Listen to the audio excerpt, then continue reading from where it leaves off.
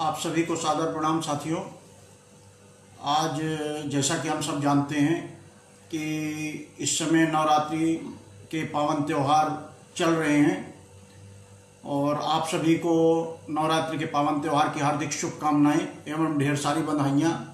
और माँ भवानी आप सभी पर हमेशा अपनी कृपा दृष्टि बनाए रखें इस संसार पर और आप सभी लोगों पर जो एक आपदा आई हुई है कोरोना नाम की। माँ भवानी उस कोरोना की महामारी को आप सभी के जीवन से हमेशा हमेशा के लिए समाप्त करें। माँ भवानी इस जग की हम सब की माँ है और हमारे भारतीय संस्कृति में 33 करोड़ देवताओं की देवी देवताओं की स्तुति का विधान है, जिसमें माँ भवानी की स्तुति सर्वश्रेष्ठ है। सर्वश्रेष्ठ का मतलब मेरा ये है कि माता की पूजा स्वयं परमात्मा भी करते हैं और जिनकी स्तुति स्वयं भगवान करें वो तो सर्वश्रेष्ठ हैं ही। इसके बारे में मुझे बताने की ज़्यादा कोई ज़रूरत समझ नहीं आ रही है। बस मैं 2 शब्दों में यही कहूँगा कि इस माँ का वर्णन कैसे करें, कुछ समझ नहीं अब आता है। जिनके चरणों में दुनिया है ये ममता मई वो माता है। मैं माँ भवानी, माता रानी, सिंहवाहिनी, जिनके अनेकों नाम हैं, उनको मैं और आप सभी की तरफ से सत सत नमन सादर प्रणाम वंदन करता हूँ और यही निवेदन करता हूँ कि वो अपनी कृपा दृष्टि इस संसार पर सभी लोगों पर हमेशा बनाए रखें। और मैं यही कहूँगा, जैसा कि मैंने कहा कि माँ भवानी की पूजा परमात्मा स्वयं करते हैं, तो चाहे कोई भी समय हो, मार्कंडेय जी का नाम हम सभी आपने सुना है। माता जी के वो बहुत बड़े भक्त थे, लेकिन हमें आपको जैसे आज महामारी है उसमें संयम रखने की ज़रूरत है और अलर्ट रहने की ज़रूरत है।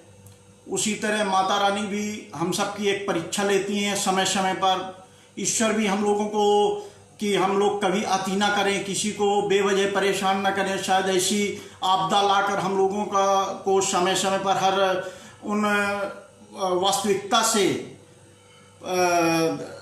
मतलब वास्तविकता से सामना कराते रहते हैं कि हमें ये गुमान नहीं आना चाहिए कि सब कुछ हम ही हैं, मतलब ईश्वर हम सब से ऊपर है।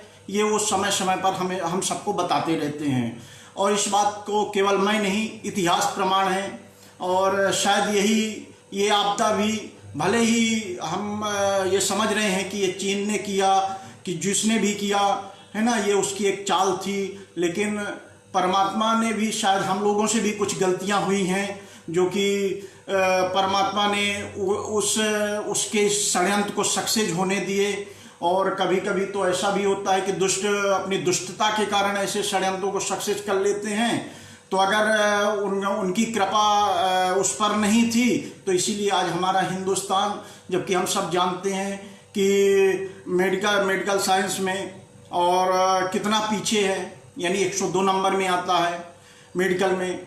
तो लेकिन आज स्थिति ये है कि पूरे विश्व में हमारा देश की जो रिकवरी रेट है कोरोना की बहुत अच्छी है। तो हम तो यही कहेंगे कि केवल मेरे देश में ही नहीं, पूरे विश्व में माँ भवानी अपनी कृपा दृष्टि बनाए रखें। वो भी हमारे अपने हैं जो दूसरे देशों में रह रहे हैं। और इन्हीं शब्दों के साथ अब मैं ज़्यादा कुछ नहीं कहना चाहूँगा, बस इतना ही कहूँगा कि जैसा कि मैंने अभी कहा कि मार्कंडेय जी थे, वो माता रानी के बहुत बड़े भक्त थे, लेकिन जब उन्होंने संयम नहीं रख पाए उस वक्त, उन्हें ये लगा कि कहीं ऐसा तो नहीं। जब काल उनके करीब आने लगा और उन्होंने देखा कि अरे काल तो एकदम करीब आ चुका है और माँ भवानी तो दिख ही नहीं रही, उन्होंने माँ भवानी की स्तुति किए और माँ भवानी दिखी नहीं तो वो घबरा गए। उस वक्त वो घबरा गए, उन्हें लगा कि अरे अब तो ये आ ही नहीं रही हैं। तो तुरंत जाके वहीं पर पास में शिव जी की प्रतिमा थी, और फिर उन्होंने जैसे उन्हें कुछ लोग उनके जो आदर्श थे, जो उनसे बड़े थे, जो उनके गुरु थे, जो पूजनीय थे, उन्होंने उनको पहले भी बोल चुके थे कि आप जो है तो उनकी स्तुति करें, भगवान शिव की। वो भगवान भोलेनाथ तो भोलेनाथ हैं, हम सब जानते हैं। तो वो जो है तो आपकी जो दीर्घायु है उसे वो काट देंगे। तो उन्होंने तो पहले माता रानी की खूब वो किए, तब उनको जप किए माता रानी का। माता रानी भी सोच रही थी कि अब मेरा भक्त है, मुझ पर तो विश्वास करेगा ही।